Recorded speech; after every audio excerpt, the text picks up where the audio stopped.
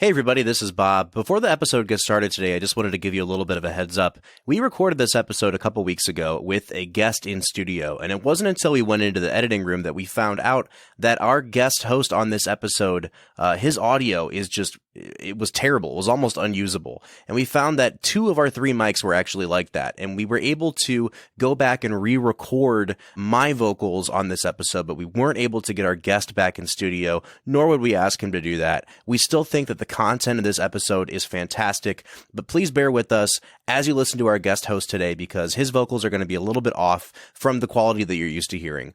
And now, let's get to the show. Robots Radio presents...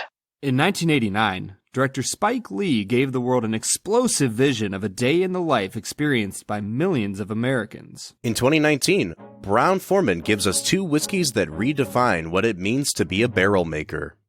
The movie is Do the Right Thing. The whiskeys are Cooper's Craft. And we'll review them both. This is The Film and Whiskey Podcast.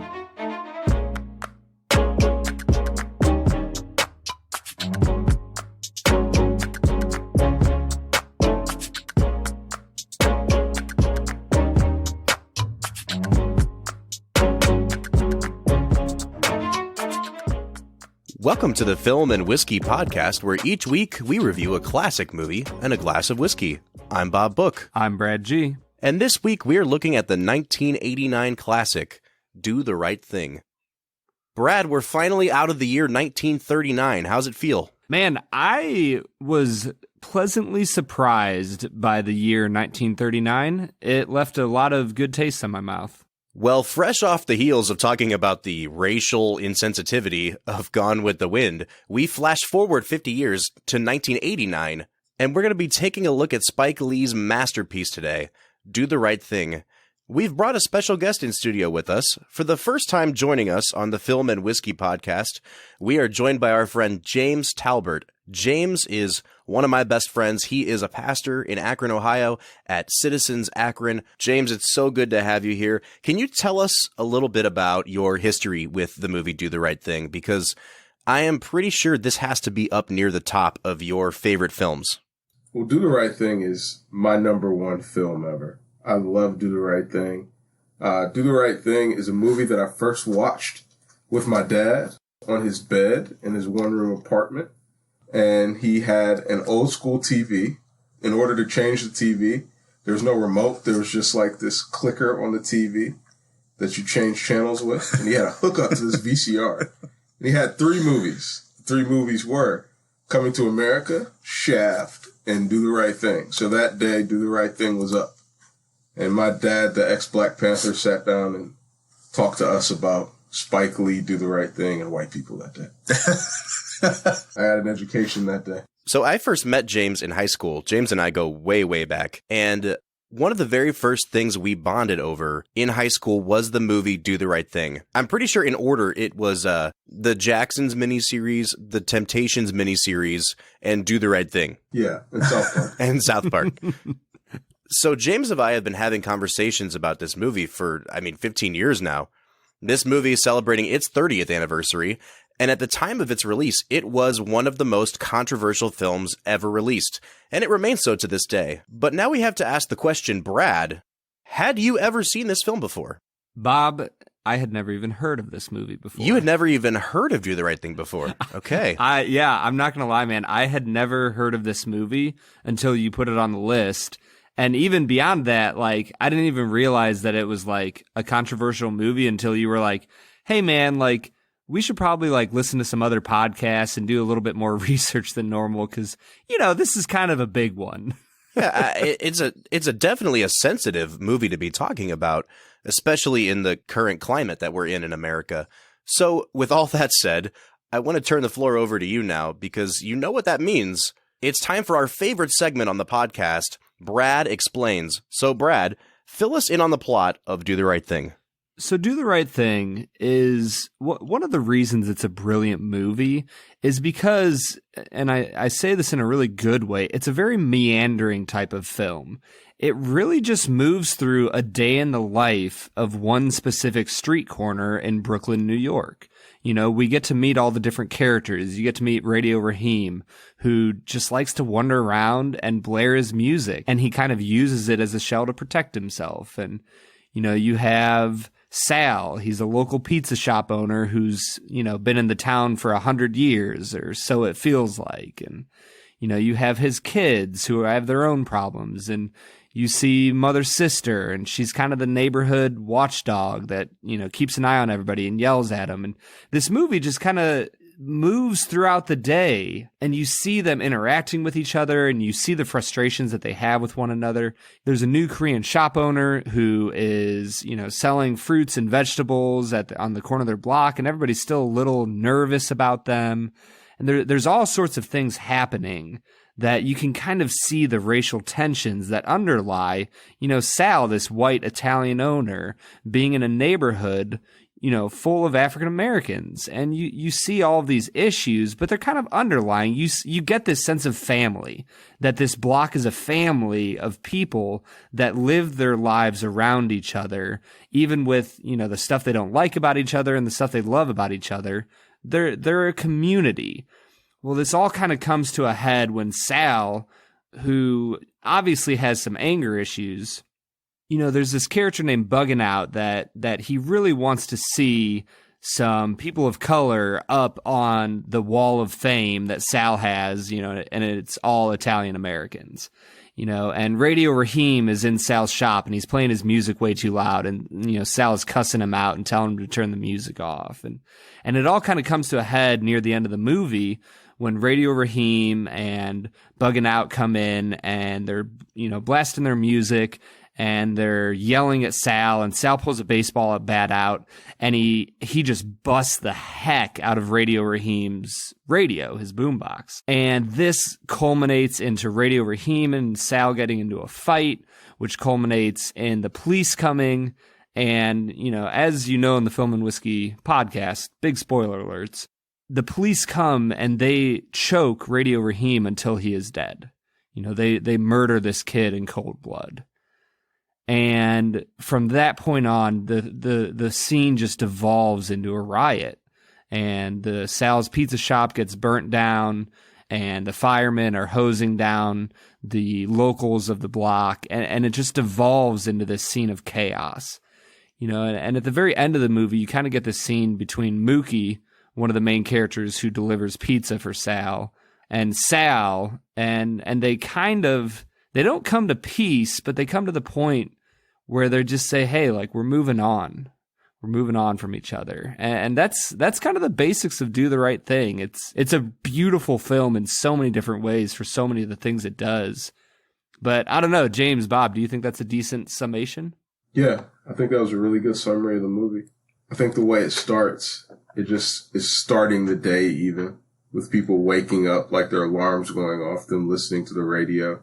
You have Samuel L. Jackson as the radio host, and he's starting the day off in just this really bold, beautiful way.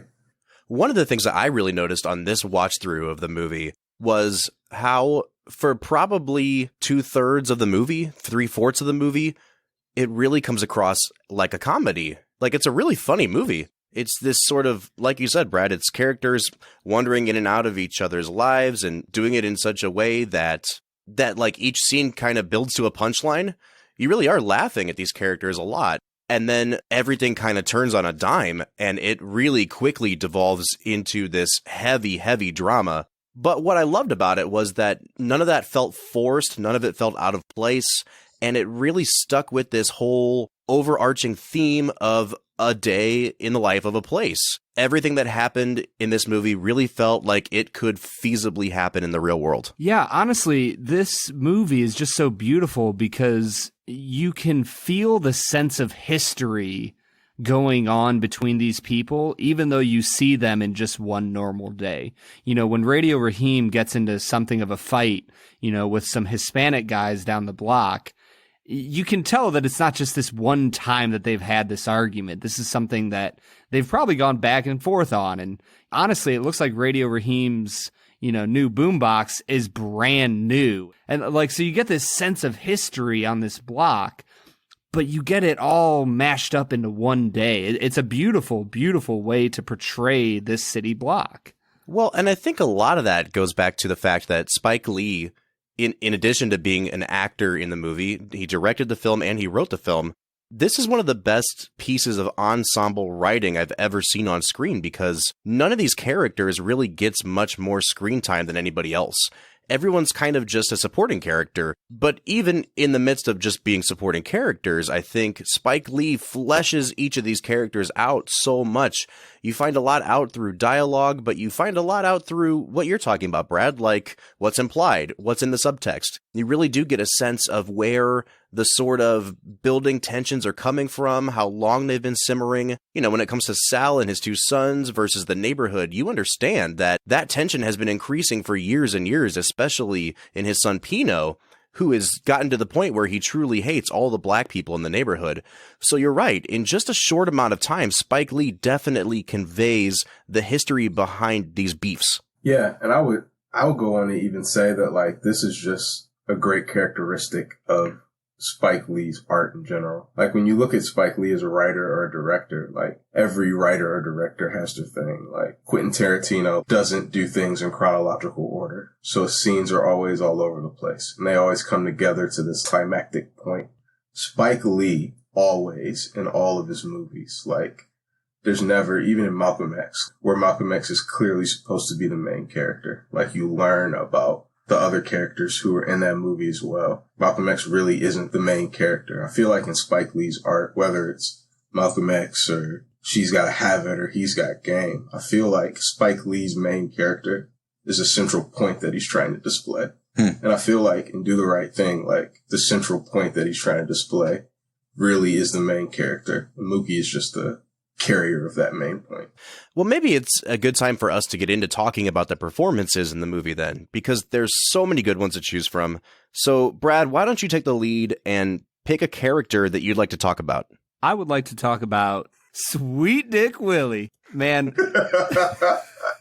First of all, Sweet Dick Willie is the best named character in the whole movie. Oh, hands down. Sweet Dick Willie might be my favorite character in this entire film. I'm not going to lie. He has all the good lines. Yeah, he really does. And this character, I don't know. There's just something about his ubiquitous nature of, I am on this block and I run this block, and Mike Tyson could come down here and he could not get me off this block. There's something about that bravado that's just so endearing that I loved every bit of his character and the way he acted and the way he just doesn't give a rip about what even his friends think. I'm going to go spend my money with the Koreans across the street because they're selling me something, and that's fine. I'm okay with that. There's just something about his character that I really loved. Yeah, and I thought that all of the smaller bit part characters like Sweet Dick Willie were just perfectly cast. I mean, if you go way down the cast list in terms of who has the most lines, and down near the bottom is Mr. Senior Love Daddy, who is the local radio DJ. And at the time this movie is made, no one really knows Samuel L. Jackson. But now, we see Samuel L. We're like, he's in this bit part. And it just goes to show how well cast this movie is, but also how these great actors are taking smaller roles to kind of contribute to the overall message of what this movie is trying to get across. I was listening to an interview of Spike Lee talking about Do the Right Thing, and he doesn't even say anything about Samuel L. Jackson. He just says, oh yeah, me and Sam go way back to this and that. And like, that was just the best. So Spike Lee, the director and the writer of this film, also gives himself what we could call the lead character, which is Mookie. Mookie is basically teetering on the edge of unemployment. He works as a pizza delivery guy, but he's a 30-year-old man. He has a son with his girlfriend, Tina, played by Rosie Perez, who he never really goes to see. One of the things about Mookie that I really like that Spike Lee does is through Mookie, you get a sense of what Spike is trying to do with the script, which is to say that even though Mookie is presented as the protagonist, he's not a perfect person. He's not a person you necessarily are supposed to root for. Mookie makes really bad choices throughout this movie. If you want to call him anything, Mookie really is a deadbeat dad. And I think a lot of people, when they first saw this movie and they saw that Spike Lee chose to play Mookie, what they saw is that by playing Mookie, Spike Lee was endorsing everything Mookie did. And I don't think that's the case. And I actually really love that he took that role for himself because it just adds another layer of complexity to what he's trying to do. But Brad, what did you think about Spike Lee? Honestly, out of all the performances in this movie, I was definitely least impressed by Spike Lee. Like, yeah, you can just tell he's not an actor. And there's a small part of me that is like, well, maybe the indifference that Mookie shows throughout the movie is supposed to be just kind of reminiscent of real life, and that's how a real life person would act. But there's something about it that it didn't endear me to him in any way throughout the movie. And maybe it does for some people. Out of all the performances in the movie, he's just always so deadpan and uncaring about the things that go on around him. You know, it almost feels weird when he finally shows emotion and throws a trash can through the window.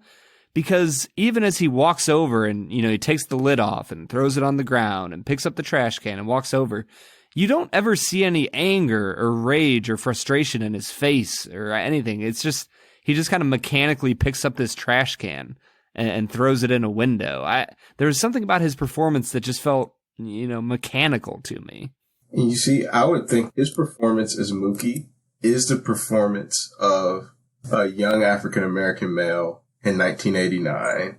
Like, it's the most hip-hop thing ever. Like, he's cool as the other side of the pillow.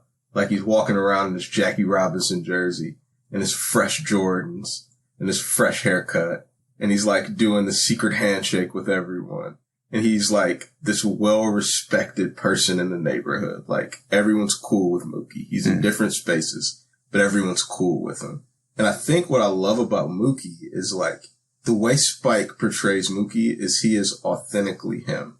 Like, he's Mookie when he's with Rosie Perez and she's getting on him about not being a good dad.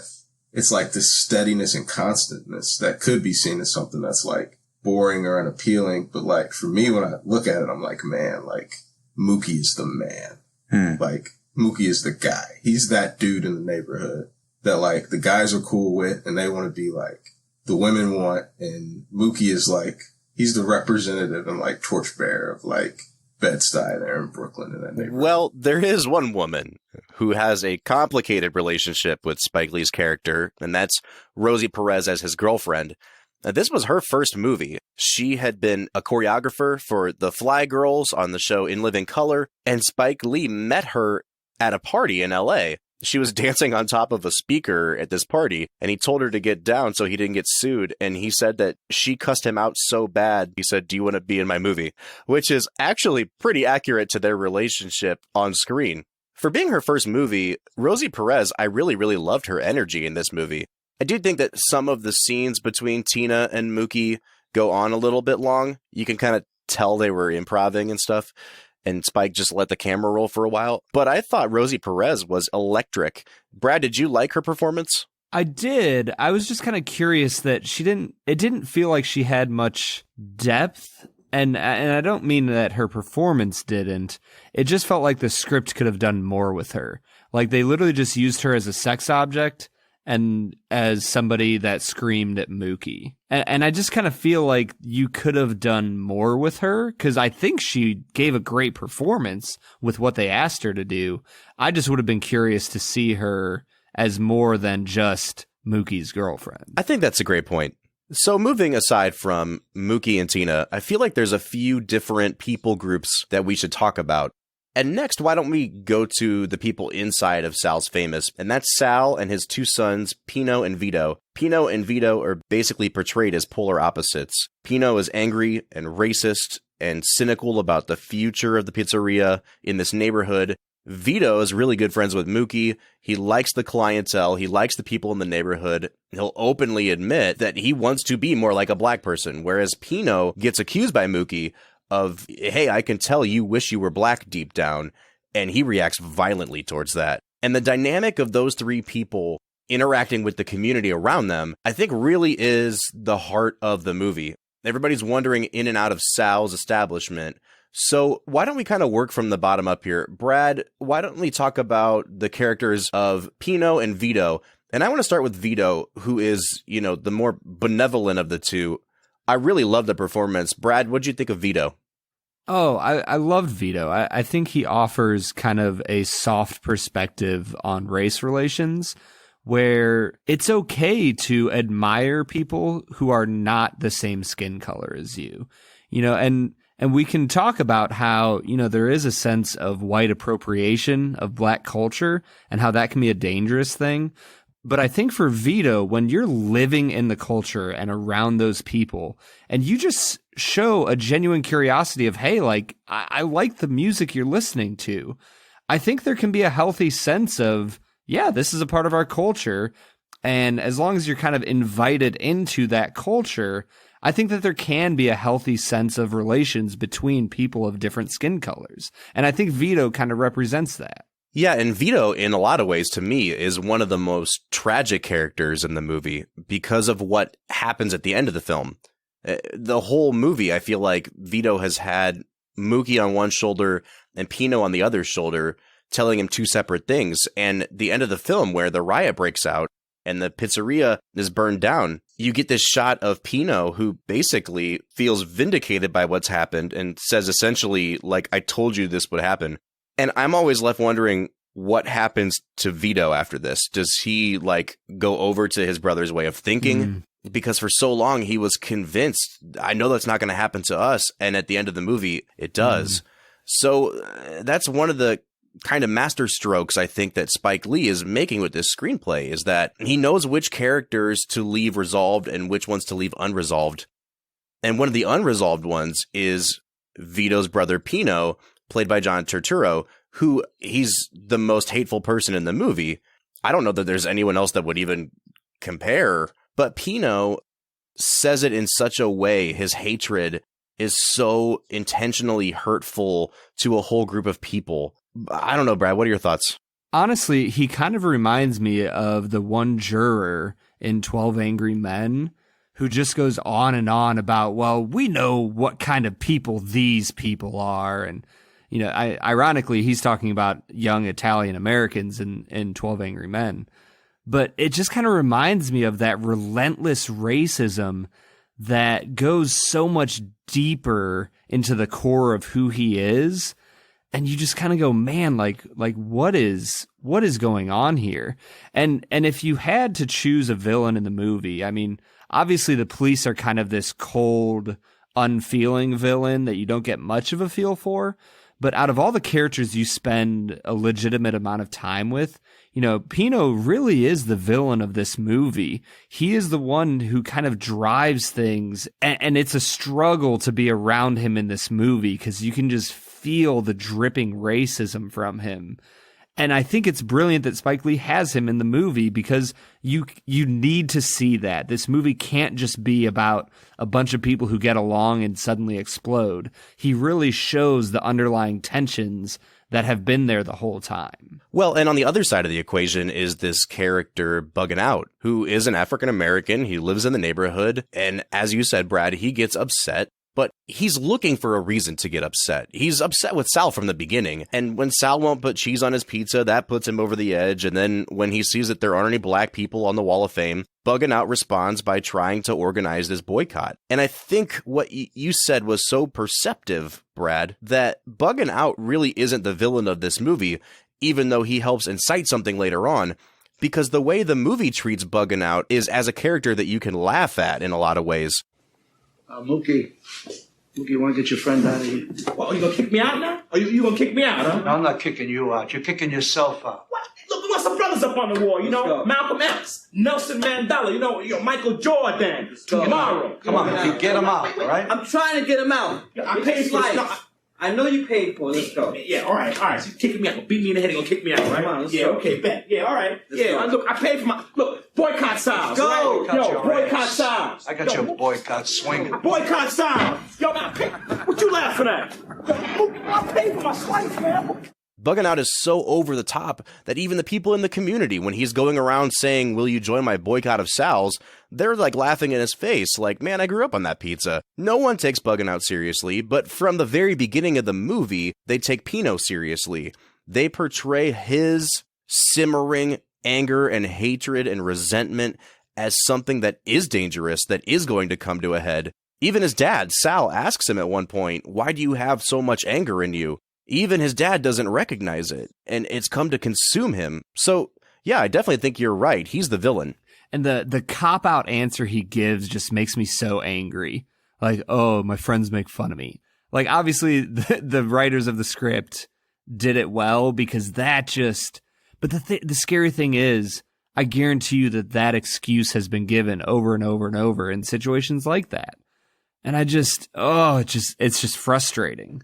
Yeah, and I think in the inside of Sal's, what Vino and Pito principally are representing is like two sides of like Sal. Because what you get with Sal is you get the Sal who's really, really nice to Mookie's sister. You get the Sal who like believes that like people have grown up eating his food, and he's really proud of that, and he's proud to be in a neighborhood. And this neighborhood has supported the lifestyle that they live outside of the neighborhood. So he's looking at his son and he's like, what are you talking about, these people? These people support the lifestyle that you're so trying to be a part of. Then at the same time, Radio Raheem comes in, turn that stuff down, get that stuff out of here. At the very same time, when Bugging Out asks if there can be some black folks up on the wall, he's like, you get your own pizzeria, you put some black folks up on the wall. And here it's only Italian Americans. And you get the really ethnocentric, segregated Sal at the same, like they both exist at the same time. Yeah. And I think the portrayal of his two sons really represent like the two sides of Sal that you see in his interactions with people. Well, and that's the wonderful thing about the character of Sal is, especially from a writing standpoint, because Danny Aiello, who plays Sal, was nominated for an Oscar. I think he's brilliant in this movie. He's definitely the most well-rounded character. I think they give Sal probably more screen time than anybody else, maybe Mookie, but Sal's definitely up there. But the character of Sal exists to prove that nobody in this movie gets off scot-free. He might be the most sympathetic character in the movie. You really do feel for him. Even after everything is said and done, Sal has lost his business, and yet Sal definitely plays a role in it, and he is as guilty, if not more guilty, than anybody else in that situation. And when you see Sal finally lose his cool in a way that he can't take back or make right again, I think that's Spike Lee adding that extra layer that forces us to ask the hard questions in this movie, because we can't fall back on someone who is 100% good all the time. He just doesn't give us an out like that. Brad, what did you think about Danny Aiello's performance? Oh my gosh, Bob. His performance, I think, is the best of the movie. And I think that one of the most magnificent things that Spike Lee does in this movie is that I really think he puts the viewpoint of the audience through the lens of Sal. Because I think as an audience member, you know, in a lot of different ways, you watch this movie and you see him struggling with the realities of this racially charged tension that you have in the neighborhood. And you see him trying to balance that as a white person. And you see him just fail at it. And yet at the end, when he and Mookie are talking to each other, and, you know, he's spitting at Mookie, you know, the window you broke, you know, would cost more than $250 that you're asking me for. And, you know, he starts throwing the money at him, but they kind of come to this weird sense of respect for each other at the end. I don't know. There's something about his performance that was just beautiful for me. And I was amazed that he was able to pull all of that off. Because in a lot of ways, unfortunately, I think that a lot of the other characters in this movie are kind of given one perspective to show. When you look at Sweet Dick Willie, you just see one side of him. And when you look at the Korean shop owner, you just see one side of him. When you look at Radio Raheem, you don't really see many sides of him. Sal is the only character, and probably Mookie as well, that you really see multiple sides to. And I just thought that, you know, Danny did a great job in that role. I think the same thing about the mayor, actually. And the mayor is my favorite character in the whole movie. And I think Ozzy's performance as the mayor is, like, crazy. Well, why don't we talk about those two characters for a minute? So you've got the mayor, played by Ozzy Davis, who is, you know, the neighborhood drunk, basically. He is not well respected in the community. Some of the older people acknowledge who he is. Mr. Senor Love Daddy calls him out on the show a couple times, but there's this really powerful scene of some of the young people in the neighborhood verbally attacking him for being a bum and a drunk. And yet, in some strange way, he is kind of the moral center of this neighborhood. He's the one that's trying to hold things together. And then you have the woman that he's pining after, Mother's sister, who's played by Ruby Dee, who's the neighborhood grandma that watches over everything. And Ossie Davis and Ruby Dee were married in real life. And I think that that dynamic brings a lot to their characters as well. So, James, tell us a little bit about why you're so drawn to the mayor's performance. I mean, I feel like we'll get into this a little bit later, but I feel like Sal and the mayor counter each other in the movie. Sal is the patriarch, obviously, of Sal's. Like, it's his shop. He has his sons. In his mind, he's like molding Mookie into something, bringing him into the family per se. And he's like the leader of that. He is an entrepreneur. He is someone who has means. He is someone who is connected to the police, and the police are okay with Sal. Sal's okay with the police. I feel like the mayor is like the unspoken patriarch of the community, and he's a drunk. That's like saying something about the system of what's happening in the movie. It's the system of injustice that exists in our country, and especially in urban neighborhoods. Even though the young people are mad at the mayor, it's almost like they're looking at like what they're destined to become as people who live in that neighborhood. And they're calling the mayor the bum, but the mayor's looking back at them and saying, hey, like, I was just like you. I had dreams and ambitions. And he gives them the speech back as if to say, like, hey, you haven't lived any life. Like, you have no idea what I've seen. And the mayor is simply someone who's just like been through a whole bunch of things. And all of those things have like put him in the situation and the position that he's in. And the reality for the mayor is like, he loves the neighborhood just as much as anybody else. But like the older, wise character is like the neighborhood drunk. He's the Elmer Fudd. And then you have Sal, the older, wiser character on another side who is like an entrepreneur and a business owner. Well, and the thing I love about the way that they almost play the mayor and Mother's sister off of each other as well, because, you know, through the whole movie, you have this really playful interaction between the two of them where Mother's sister's telling him, get off my stoop. You are ugly enough. Don't stare at me. The evil eye doesn't work on me. Mother sister, you've been talking about me for 18 years. What have I ever done to you? You're a drunk fool. Besides that, the mayor don't bother nobody. And nobody don't bother the mayor, but you. The mayor just tend to his own business. I love everybody. I even love you. Hold your tongue. You don't have that much love. One day, you're gonna be nice to me. We may both be dead and buried, but you're gonna be nice. At least civil.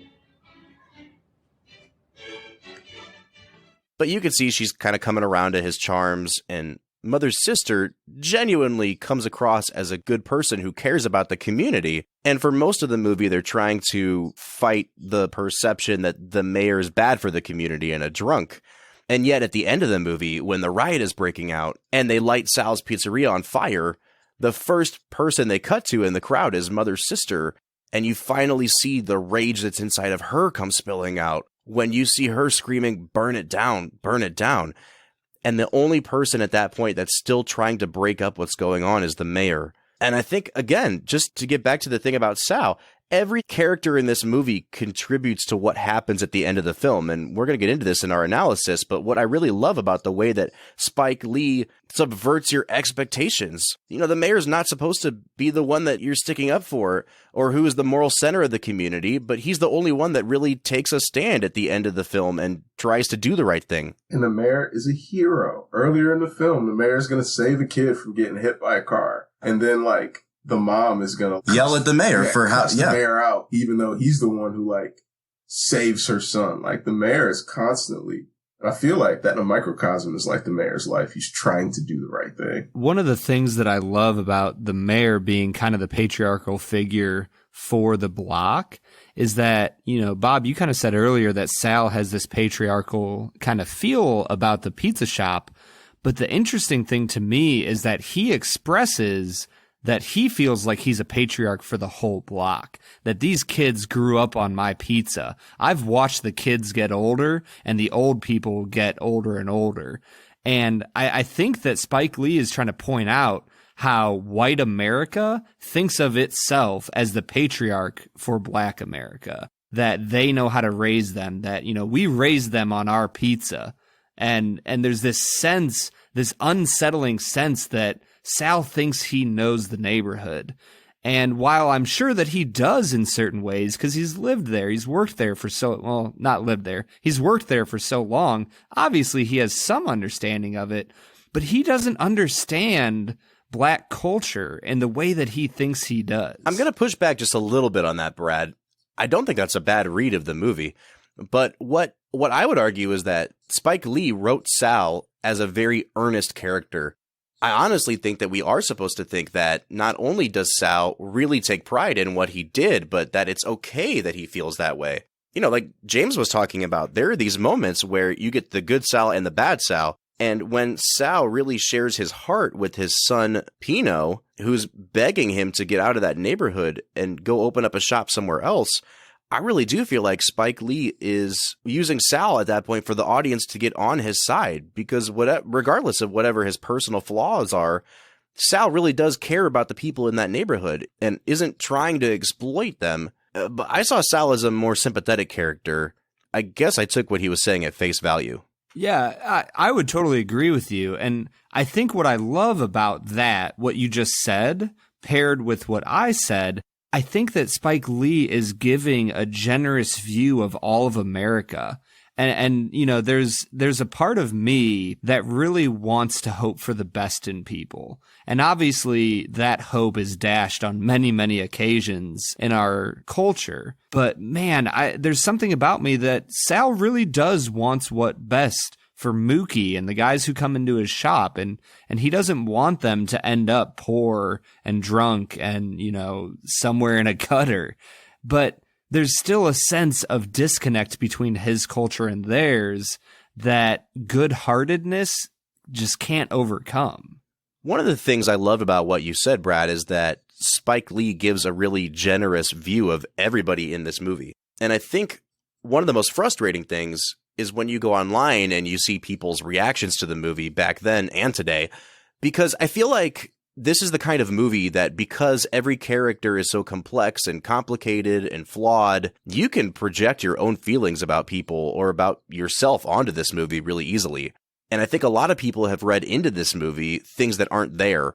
And what I love about what Spike Lee does in this script is he gets everybody, he gives them things in the pros and cons columns. No character is 100% good or 100% bad.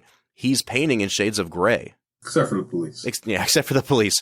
But, you know, even they, at the beginning of the movie, the first time you see them is when all the kids are playing in the fire hydrant and having fun.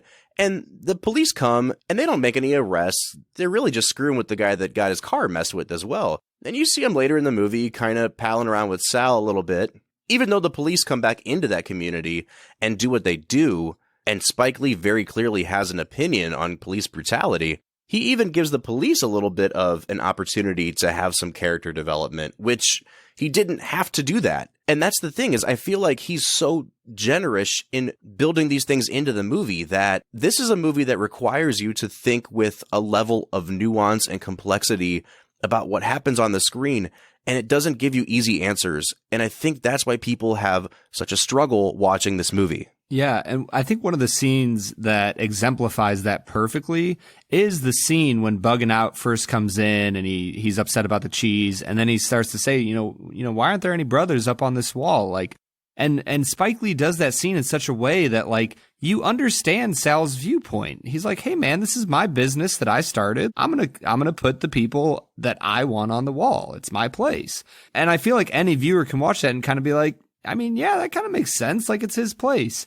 But on another level, you look at it and go, well, yeah, Sal, but you're running a pizza shop in the middle of an African-American neighborhood. And if you really respected the people who come and spend their hard-earned money at your shop, maybe you would include people in your store that they look up and respect to. So like that, in that one little scene, Spike Lee is so generous in showing both viewpoints on a fraught situation. This is why this is the crown jewel of Spike's catalog. It's his Starry Night. It's his Game 7 block. Like, this is the crown jewel of Spike's catalog, because what you get with Spike in this movie, like, Buggin' Out is not a character that, like, Spike Lee just invented in his head.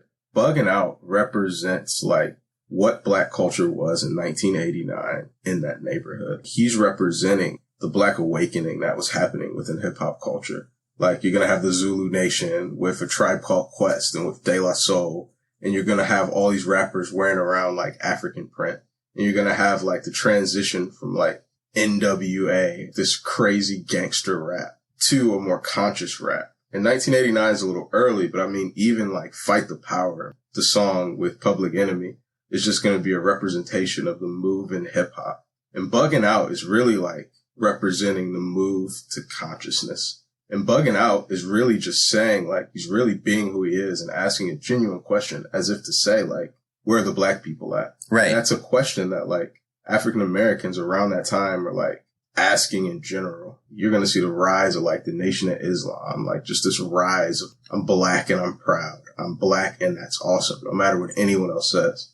And Bugging Out is like asking a question for himself, but it's Spike asking the question that black culture is really asking in the nation at that point.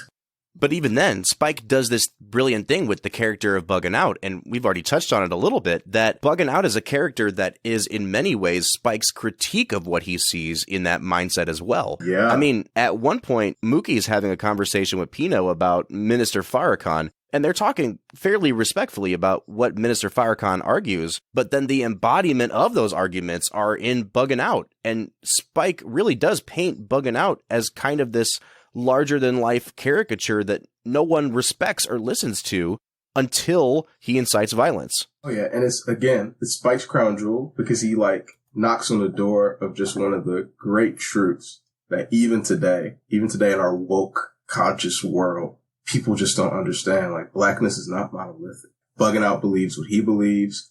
Mookie is like, hey, this is my job. That's what's important to Mookie. Buggin' Out's out trying to get people to sign this petition. And they're like, what are you talking about? The idea of like a groupthink just isn't reality. It's true blackness. Well, I think this is a good place for us to take a break. We have 2 whiskeys to get into today, so what do you guys say we sample some whiskey? When we come back, we'll have 2 reviews of Cooper's Craft whiskey followed by our analysis of the film. Stay tuned.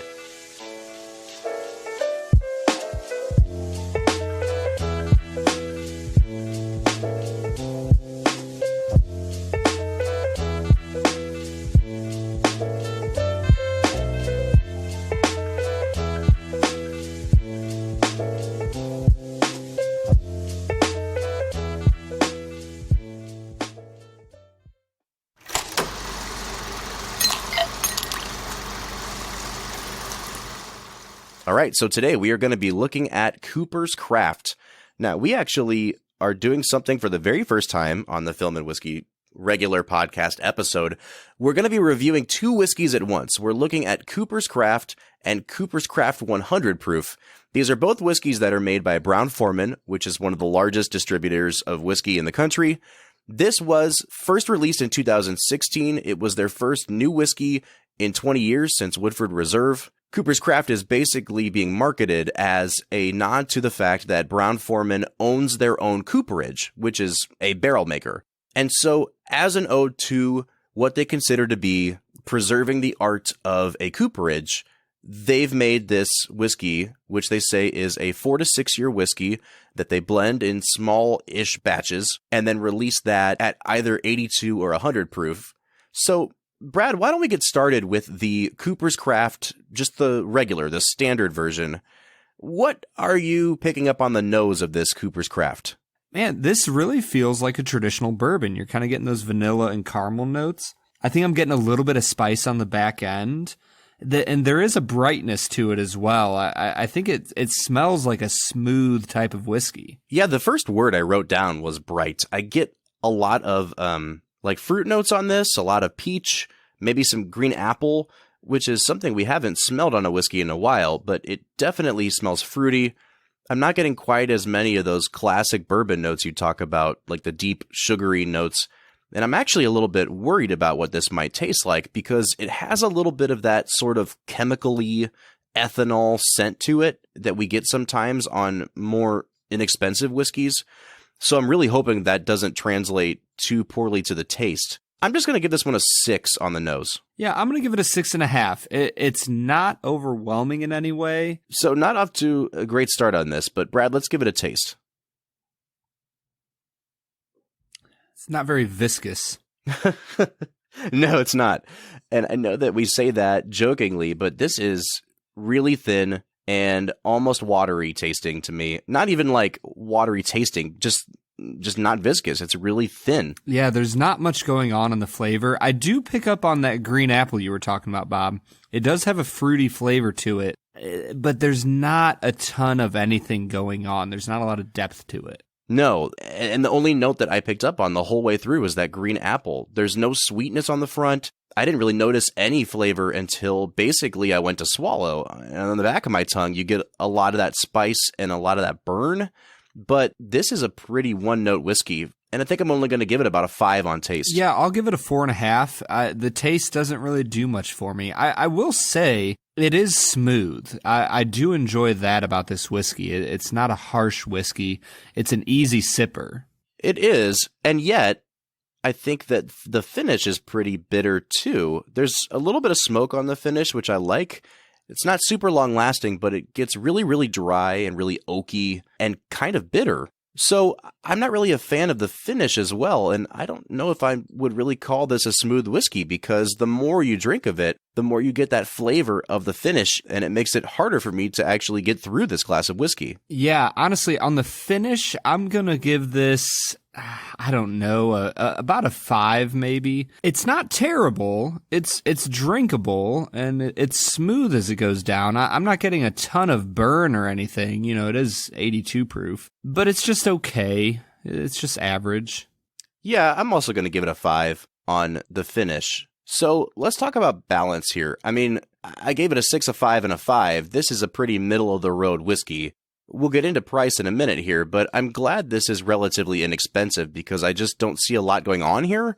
So I guess I'll give it a 6.5 on balance. I'm just not super impressed with this. Yeah, I'm going to give it a 7 on balance. I will say it doesn't promise things and then not deliver on them. You know, what I smelled, I kind of got all the way through, so I'm okay with giving this a 7 on balance.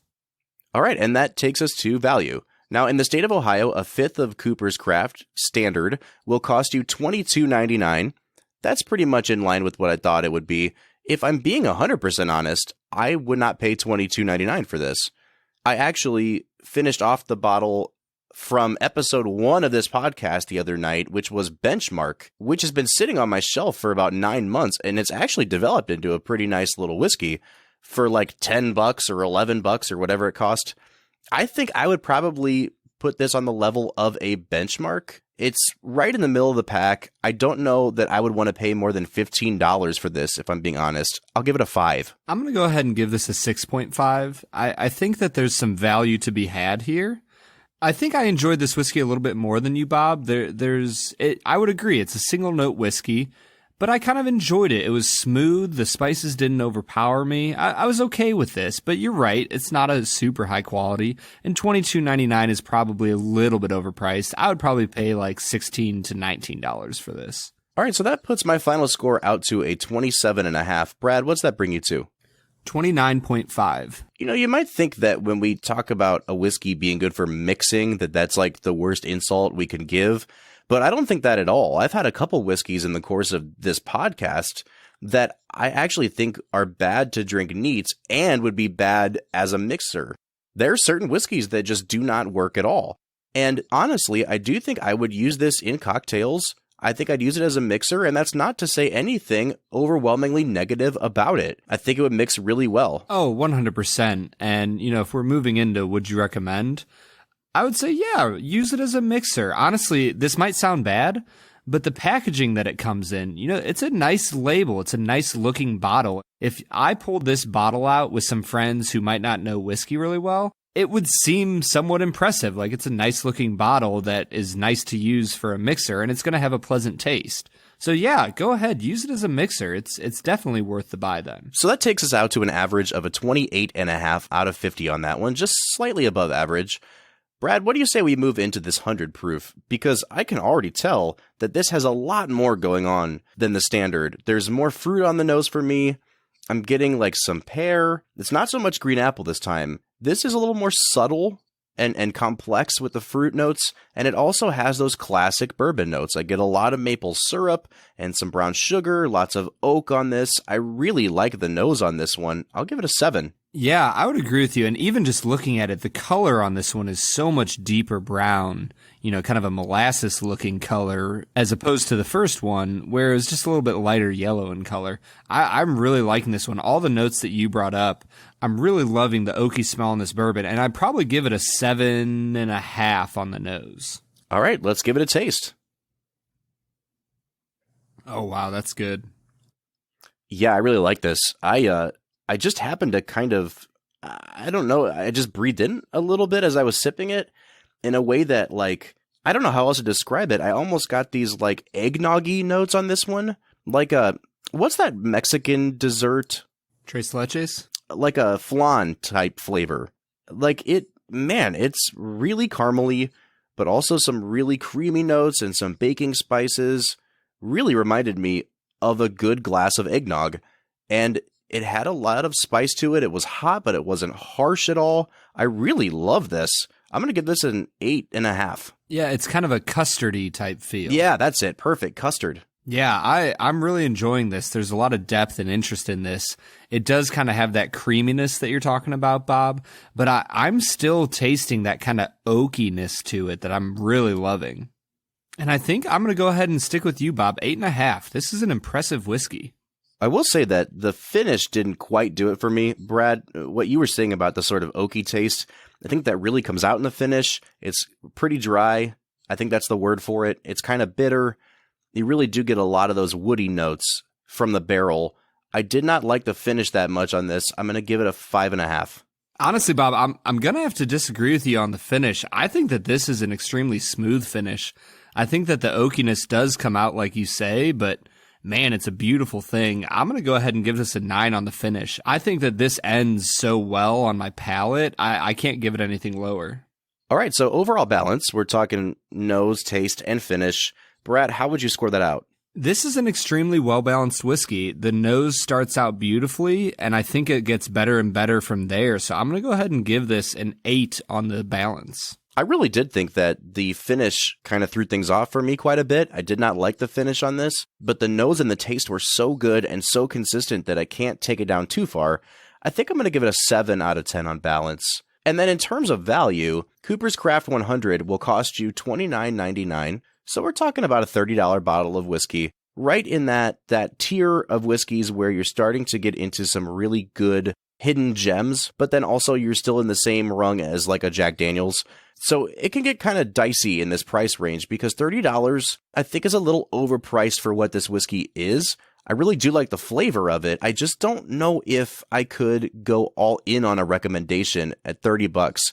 I think I'm going to give it a 6.5 on value. Oh man, Bob, I think you're crazy. I think that this is an extremely good value for what you're getting. I mean, this is an impressive whiskey with lots of complexity that you don't normally see at the $30 range. I am going to go ahead and give it a 9 on value. I would definitely buy this without a doubt if I saw it on the shelf. Yeah, I really like this whiskey. I think 30 is just kind of that price point where you and I talk about needing to make the transition into a little bit higher quality than this has to offer. If this was 25 even, I think my score would be quite a bit higher. But at 30, it's kind of like right on that line for me where I'm not entirely sure. So for now, I'm going to stick at a 6.5. I might come around to it a little bit more in the future. And I think this is a good time to disclose that both of these bottles were actually sent to us by a representative of Cooper's Craft for review. So first of all, we want to say thank you to Cooper's Craft for these bottles. I think Brad and I would both recommend the 100 proof. This is a really, really good bottle of whiskey. It's a beautiful thing. So Brad, what's that bringing your final score out to? My final score is a 42. I am very impressed with this. Wow, I'm at a 34.5, so we're quite a ways away from each other, but I think we both like and we both would recommend this. And that brings our average out to a 38.25, so we're approaching that almost 80th percentile here. This is a really good whiskey, and I'm really glad we got to try it because I have not known a lot of people that have tried it before. And so to get the opportunity to try it from the distributor, I couldn't be happier. Yeah, thank you so much to Cooper's Craft. What a blessing it is to have this whiskey and to share it with Film and Whiskey Nation. I highly recommend it. Go out, try that 100 proof. It will surprise you. All right, Brad, I think it's time for us to get back into talking about Do the Right Thing.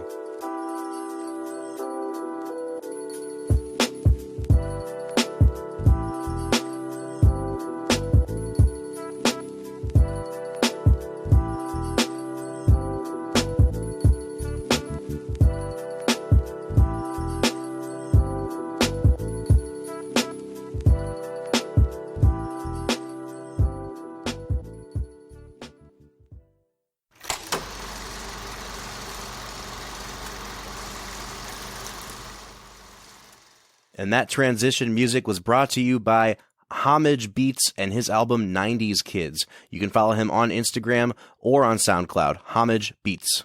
And it's time for us to get back into talking about Do the Right Thing. There's so many directions we could go, and we haven't even really talked about the direction or the cinematography in this movie, which is super famous, the way this movie's photographed. But I want to get us into our analysis on this movie because we've been hinting at it for a long time. Spike Lee really is trying to make such a profound point in this movie, and I think it's time we talked about it. So for me, the key to understanding this movie comes in two scenes. The first scene is that really famous monologue from Radio Raheem, where he explains the meaning of the love and hate rings that he's wearing. Let me tell you the story of right hand, left hand. It's a tale of good and evil. Hate. It was with this hand that Cain iced his brother. Love. These 5 fingers, they go straight to the soul of man. The right hand, the hand of love. The story of life is this. Static. One hand is always fighting the other hand. And the left hand is kicking much ass. I mean, it looks like the right hand love is finished. But hold on, stop the presses, the right hand's coming back. Yeah, he got the left hand on the ropes now, that's right. Yeah, ooh, it's a devastating right and hate is hurt. Down, ooh, left hand hate KO'd by love. If I love you, I love you. But if I hate you, There it is, love and hate. That scene's kind of lifted. It was an homage to a film from the 1950s called Night of the Hunter.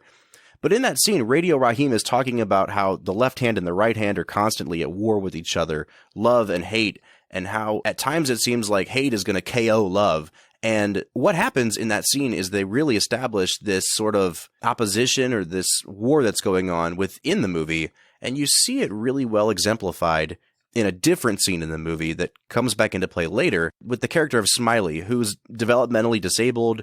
He lives in the neighborhood and he walks around selling pictures of Martin Luther King Jr. and Malcolm X. And in these pictures, both men are standing next to each other shaking hands.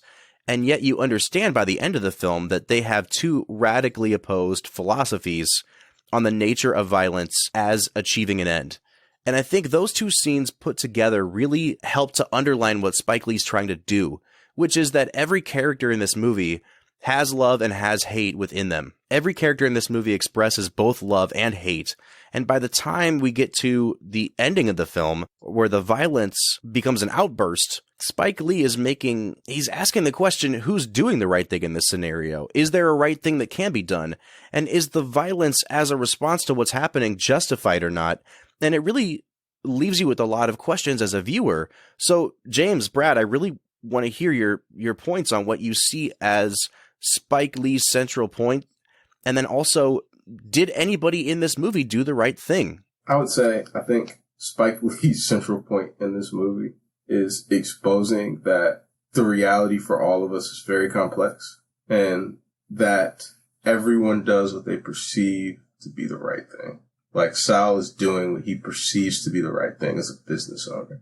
He's trying to run a good, clean business. He's trying to keep business moving. He's trying to keep it profitable. Having a loud radio blaring rap music is keeping people from being able to talk and enjoy their food experience. Bugging Out believes that the right thing is for there to be equity in the people who are posted on the walls and the races. Sal believes that, hey, the right thing for me is to have only Italian Americans on the wall. Mookie believes that the right thing to do in the sense of the tension after Radio Raheem has died and been killed brutally by the police is to throw that trash can through the window. Everyone's doing what they perceive to be the right thing. But I think Spike's central point is that in a system of white supremacy where whiteness is on top and blackness is on bottom, at the end of the day, when everyone does what they perceive to be the right thing, at the end of the day, Sal's going to get insurance money.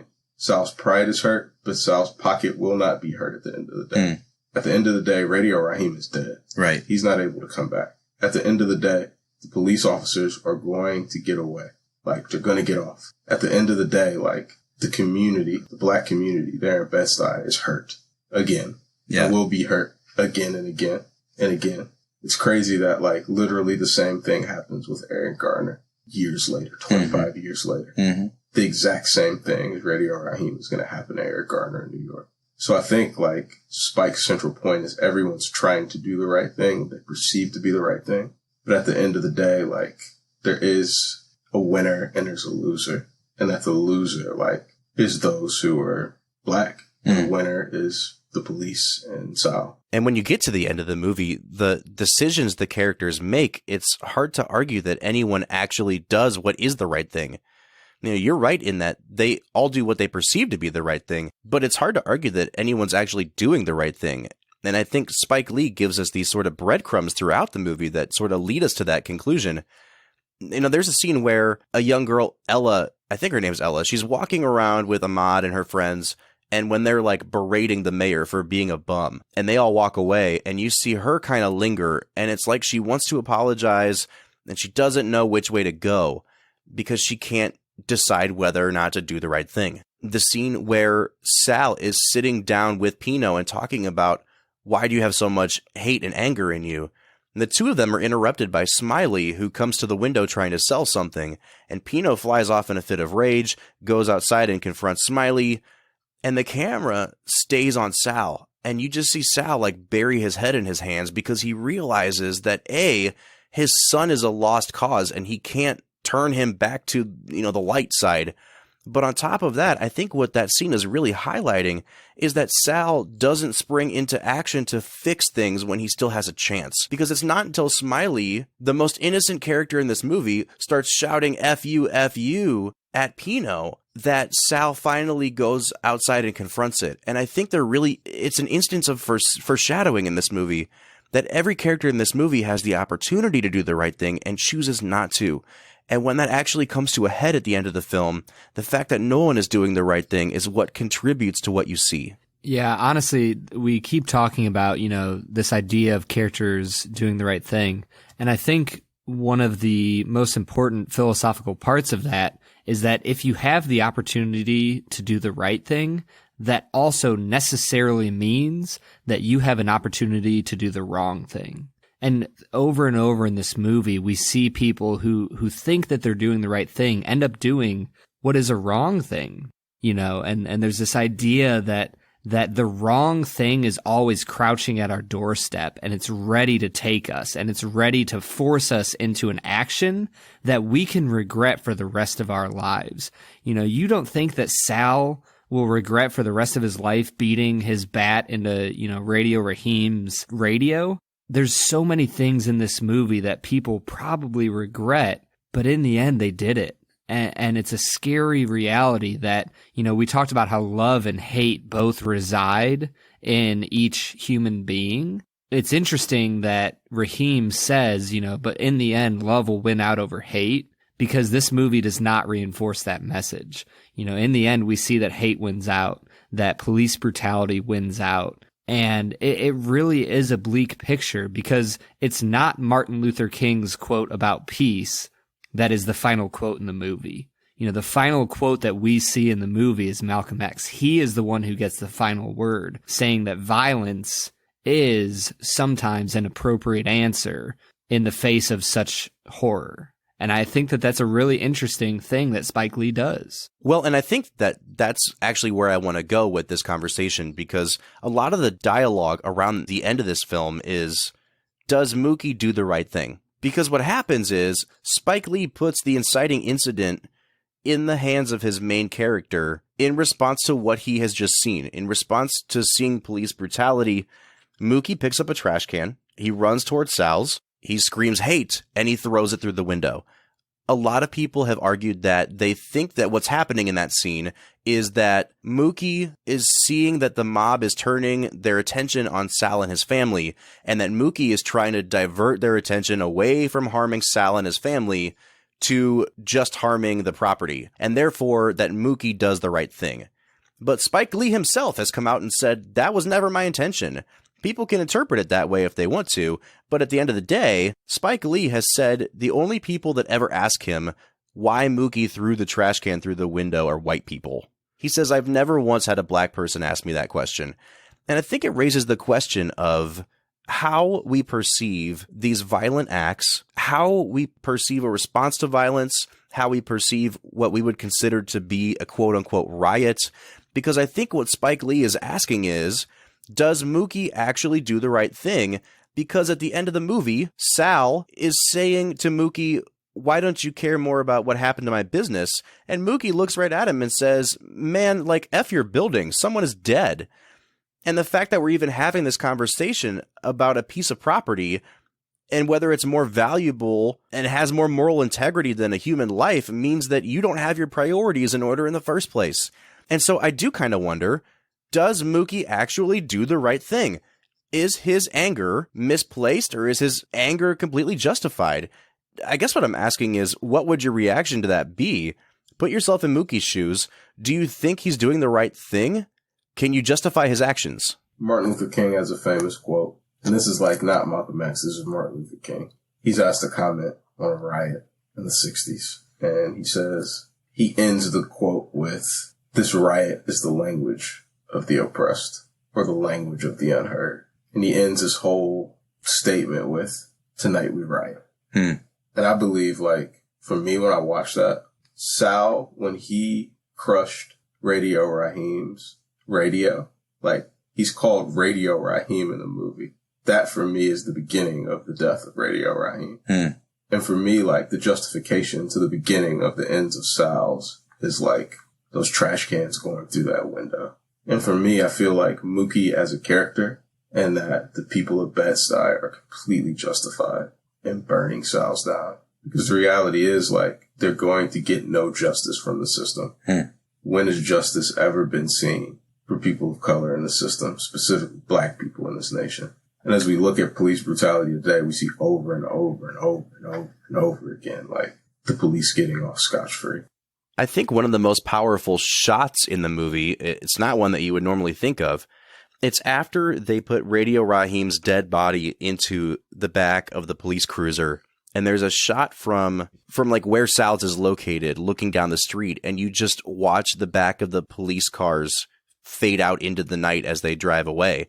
Because what Spike Lee is telling us is that the police can come here, they can do what they did, and at the end of the day, they get to go home to their wives and their children, and they get to leave the situation they created. I was actually reading Spike Lee's draft of the screenplay, and he basically says in there the police have abandoned Sal and their family in the middle of what he calls a mob of angry black folks. The police abandon everybody in that situation, and what Spike Lee's trying to highlight there is that this is not just a place where you come in and get to go home from every day. People actually live here. And people here in this neighborhood are going to deal with the fallout of what just happened, what they created. You know, whether or not the police think they can come in and leave at their own leisure and Sal and his sons can come in and leave every day. There's people who live in this situation that have to deal with the ramifications of what's happening. I think that one of my biggest struggles with this movie is that it just portrays reality. And there's the optimist in me that wants to see that this is changing. And there's the optimist in me that wants to say that, you know, humanity's moving forward. But I think that one of the realities of a postmodern world is that people have recognized that this modern idea that humanity is ascending and ascending just doesn't work. It's not reality. when you look back at the 20th century, you see so many crimes of hate against Jewish people, against Asian people, against black people. Like you just see this downward spiral. And, you know, with technology, you see an increased ability to kill others. You see an increased ability to impose harm on fellow human beings that don't share the same skin color as you. This movie made me sob. I was watching Radio Raheem just be murdered. And I was watching Sal lose his life's work. And I was watching Mookie lose his source of income, the thing he cared about. And you see all these people who have different goals and different, ideologies. Like you said, James, like being black isn't a monolith. Each human is an individual human being. And there's just so much brokenness in this world. This movie is just such a stark reminder of that it's just a hard movie to watch. And we come to the end and Bob, you asked the question, did Mookie do the right thing in the end? And James, I think that your answer is correct. Like, for people of color, like, what other language do they have to express but anger and frustration and outrage? But on another level, do we repay hate with hate? I just go, man, I just want people to act with love. And unfortunately, it's just not the case. And this movie is such a hard reminder that people really suck at loving each other. I think that's like a beautiful utopic perspective. And I think like the reason why I say that I think like Mookie does the right thing is because like in these situations, it's expected from majority culture for people who are like so deeply hurt to immediately like rise above that and not like act out of that hurt like immediately. The hurt that's experienced there in that scene, it's a scab that's being torn off continually. You have like these interlocking systems of injustice and this racism, like this evil racism that just takes different phases like throughout American history. And this is just another face of it. And what just makes it like so hard for me is I watched it as a kid. And I watched it like as a teenager a whole lot when I was formulating like, hey, I actually really like to watch movies. And now like I watch it as an adult and I walk out of it and I just walk out of it with a heavy heart because like it's 30 years ago, man. Like the movie came out like the year I was born. And for me to like think that in my lifetime, like Spike Lee is almost like prophetically saying like these are issues in our nation. Literally, Eric Garner is choked out by the police for selling cigarettes. Unarmed Eric Garner. And for me, it's like, man, and what do we do? Yeah, we're asked to immediately like rise above. And we're looked at as like animals when we're rioting rather than like a people group that's hurt deeply. James, you're absolutely right. This movie is so far ahead of its time. And it's one of the few movies that I think it's really sad to say that about. Normally you talk about a movie being ahead of its time, it's something you praise it for. This movie is ahead of its time because 30 years later, we're still talking about gentrification. And that scene in that movie with Bugging Out and the guy in the Larry Bird shirt is played for laughs.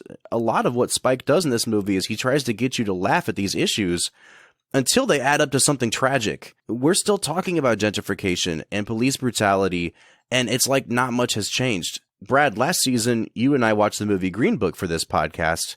Green Book was almost immediately lambasted by critics because they saw in it a sort of toothless depiction of racism. This movie comes out, Do the Right Thing comes out the same year as Driving Miss Daisy, which is a movie that Green Book was compared to a lot. And Do the Right Thing is such an explosive movie. It splits critics. Honestly, if you ever have time to go back and read some of these reviews that critics gave Do the Right Thing, they're just racist in the way that they talk about what they think this movie is going to do to American society. And I think the Academy is really scared of this movie. It only gets nominated for 2 Oscars, Danny Aiello for Best Supporting Actor and Best Screenplay for Spike Lee. It loses both. Driving Miss Daisy wins Best Picture. And I'm not going to say that Green Book is the same thing as Driving Miss Daisy, because I did enjoy the movie Green Book, but I do think that we need more movies like Do the Right Thing to remind us not of what we aspire to be all the time, but to give us a hard look in the mirror at what we actually are. And I think that's what this movie does so well. So, Brad, we have to wrap up. We have to wind down. If you had to give this movie a score out of 10, what would you give it and would you recommend? Yeah, I mean, I'm just going to start with recommend. I obviously recommend this movie. I think you said it best, Bob. It's a hard look in the mirror. I think whether you are black or white, this movie is a hard look in the mirror. And I think that the beauty of this movie is that Spike Lee pretty fairly deals out with like what people are doing in their lives. You know, he gives a generous look to both and he gives a hard look at both. And I think that that's what's so beautiful about this movie. I'm going to give it a 9.5 out of 10. I think it's close to being a perfect movie. You know, we didn't really talk about cinematography and some other things. There's certain things about this movie that I just didn't care for, but the things that I didn't care for were mostly of an ancillary nature to the core premise of this movie. So, you know, does it keep me from giving it a 10 out of 10? Yeah, but man, this is such a stellar movie when you look at the core message that is being shown. Yeah, Brad, I completely agree. I think this is one of the most important American movies of the last 50 years. And in some ways, unfortunately so. I wish this movie was describing a world that didn't exist anymore, but it's necessary viewing. And, you know, I'll just tell a quick little story. When James and I were in college, we were both in student government. And we had a retreat planned for the student government, and we decided to show for Multicultural Training Day, we were going to show the movie Crash, which is a movie about racism, and it has powerful moments in it. And at the last minute, James and I decided to switch the program and show this room full of white college students do the right thing for the first time and just talk it through afterwards. And I have never seen a group of people look so petrified in their entire life because they have no idea what hit them. But to this day, I don't regret doing that. I think this is a movie that honestly should be required viewing. We need to grapple with the things this movie's asking of us and really take that hard look in the mirror and implicate ourselves in what we're doing that keeps this cycle of violence and hatred and racism perpetuating. I'm going to give this movie a 10 out of 10. It might not be 100% perfect, but it is close to perfect, and it is just a necessary film. James, I'm assuming you're going to give this movie a 10 out of 10 as well. Yeah, this gets a 10 from me. Spike Lee's my favorite writer and director. I love most of his movies. But this is his Game 7 block, man. This is the crown jewel. And in my eyes, like Rosie Perez, what she does at the beginning of the movie with that dance is the most hip-hop thing ever. Contextually, it's beautiful. I think it's just shot wonderfully and really just represents the beauty that exists in the Best Side neighborhood there in Brooklyn. I'm a huge fan of it.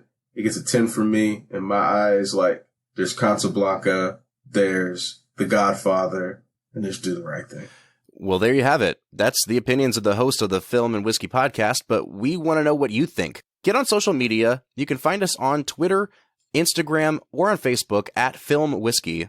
Or you can give us a call. Give us a call on our call line. We will play you on the air. Our phone number is 216-800-5923. Once again, that number is 216-800-5923. Once again, we want to thank Cooper's Craft for sending us our flight today, and we want to thank our guest host, James Talbert. James, thanks so much. Thanks for having me. Next week, we'll be back talking about the 2014 film, Birdman. For the Film and Whiskey podcast, I'm Bob Book. I'm Brad G. We'll see you next time.